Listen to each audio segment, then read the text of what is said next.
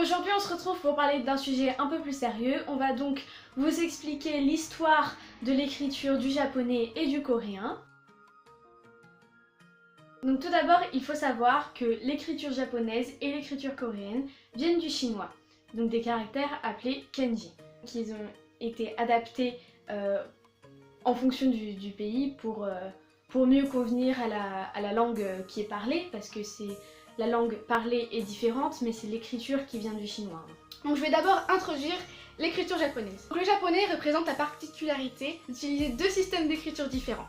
Donc en premier lieu, il y a les kanji, donc les idéogrammes venus de Chine, et ensuite le système phonétique des kana. Kana comporte deux parties différentes, donc les hiragana et les katakana. Donc avant de comprendre l'origine de l'écriture japonaise, nous devons faire un petit voyage dans le temps. Mettons le curseur sur le 5e siècle. Donc imaginons que vous êtes japonais et que vous habitez une île à bonne distance du continent, mais que vous n'avez aucune idée de l'existence de l'écriture. Maintenant, avançons dans le temps et allons au 6e siècle. Donc l'administration commence à se mettre en place dans le pays et vous avez donc besoin d'apprendre l'écriture. À cette époque, le Japon s'était déjà fait envahir par les Coréens et les Chinois. De ce fait, vous avez dû apprendre le chinois, donc vous utilisez ce système d'écriture uniquement pour l'administration. Déplaçons maintenant le curseur au 7e siècle. Désormais, vous êtes très fort en chinois, mais votre épouse voudrait écrire quelques poèmes et les conserver en traces écrites. Donc vous vous dites que vous pourriez utiliser l'écriture chinoise pour votre propre langue. Et c'est là que commence le problème, parce que le chinois comporte très peu d'outils grammaticaux, contrairement au japonais. Pour illustrer mon propos, prenons un exemple tout bête.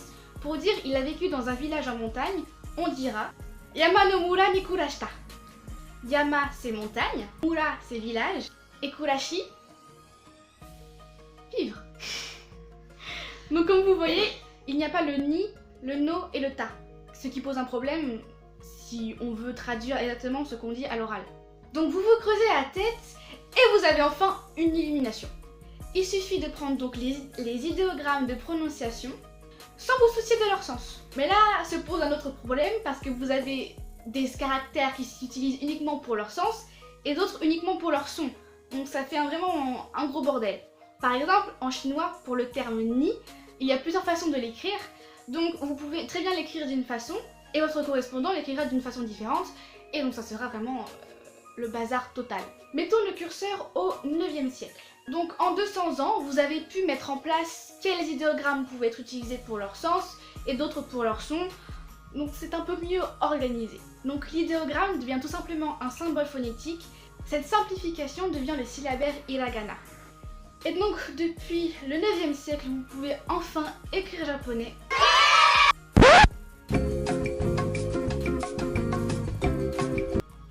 En ce qui concerne l'écriture du coréen, tout commence au 4e siècle. L'écriture chinoise s'est diffusée en Corée à partir de ce moment-là par la propagation des textes bouddhiques. Cependant, à l'oral, le chinois et le coréen sont deux langues très différentes et le chinois ne se prête pas trop pour écrire le coréen. Au début, il n'y avait pas de problème, on parlait coréen et on écrivait chinois. Cependant, aux environs du 7e siècle, la langue coréenne a tellement évolué que les caractères chinois ne correspondaient plus à l'écriture du coréen. C'est l'érudit Sol Chung qui décide d'adopter les hanja au travers du système d'écriture hidou pour écrire le coréen avec le système chinois.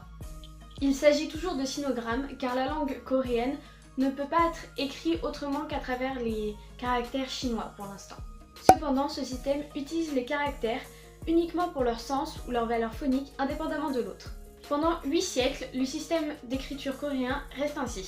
C'est au 15e siècle que le roi Sejong invente le Hangul, composé de 28 lettres, pour simplifier le système chinois. Il invente ces caractères car beaucoup de Coréens sont incapables d'écrire avec le système chinois.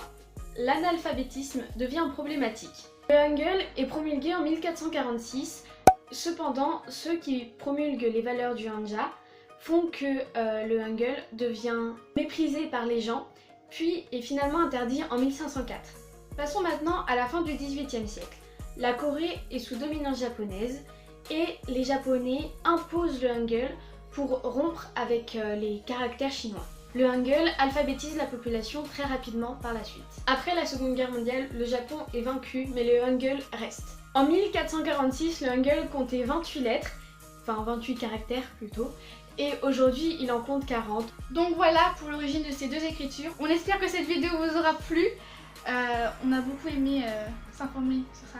On espère que ça vous aura appris des choses. Salut! Bye. On s'en va.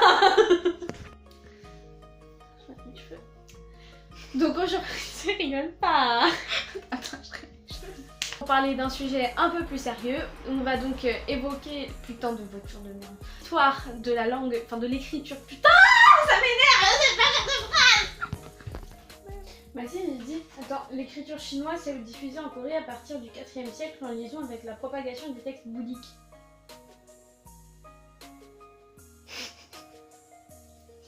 Caractère kanji. Caractère kanji. Kanji. Des caractères kanji. Chirac.